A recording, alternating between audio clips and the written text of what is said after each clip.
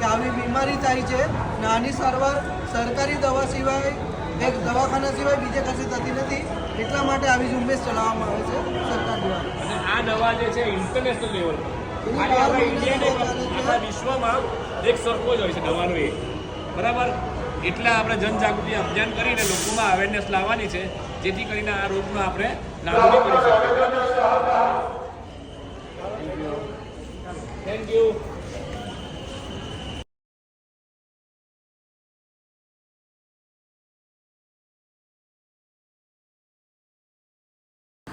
તો મિત્રો તમે જોયું કે સુરતમાં રક્તપીઠ મટી શકે છે, સરકારી દવાખાનામાં દવા કરાવો, બરાબર છે.